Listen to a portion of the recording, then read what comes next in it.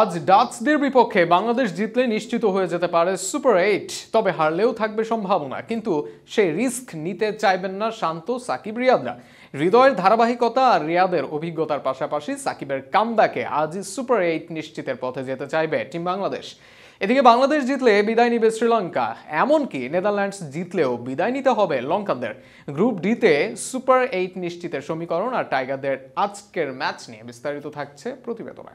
আজ সন্ধ্যা গড়িয়ে রাত 8:30টায় ওয়েস্ট ইন্ডিজের মাটিতে নেদারল্যান্ডসের মুখোমুখি হবে বাংলাদেশ। শক্তিশালী গ্রুপ ডি এর এই ম্যাচ যে দলই জিতবে সেই দলই এগিয়ে যাবে সুপার 8-এর জন্য। অন্য দলের অনেকটাই বাজবে বিদায়ের ঘণ্টা, আর যে কোনো এক দল হারলেই বিদায় নিবে শ্রীলঙ্কা। দক্ষিণ আফ্রিকা এবং বাংলাদেশের কাছে হেরে সুপার 8-এর লড়াই থেকে আগেই অনেকটা ছিটকে গিয়েছিল শ্রীলঙ্কা। তবে কাগজে কলমে যতটুকু আশা ছিল, বৃষ্টির কারণে নেপাল ম্যাচ পরিত্যক্ত হলে সেই আশাটুকু শেষ হয়ে যায় হাসারাঙ্গাদের।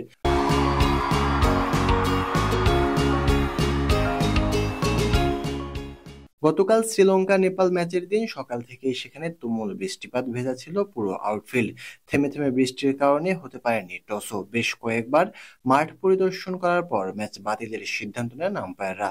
এতে পয়েন্ট ভাগাভাগি করে সন্তুষ্ট থাকতে হয় দুই দলকে।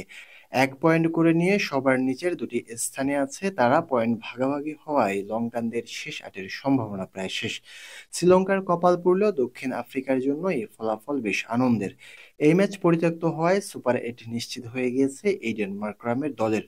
প্রথম দল হিসাবে এবারের বিশ্বকাপের সেরা 8-এ উঠেছে তারা। এই ম্যাচ ভেস্তে যাওয়ায় বাংলাদেশের জন্য সুপার 8-এ যাওয়ার সমীকরণ এখন অনেকটাই সহজ।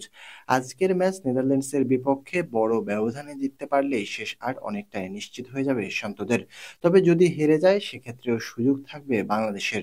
নেদারল্যান্ডসের পরের ম্যাচ শ্রীলঙ্কার বিপক্ষে। সেই ম্যাচে যদি নেদারল্যান্ডসে হেরে যায় আর বাংলাদেশ তাদের সর্বশেষ ম্যাচ নেপালের বিপক্ষে যদি বড় ব্যবধানে জিতে যায়, তাহলে বাংলাদেশের সুযোগ থাকবে সুপার 8-এর জন্য।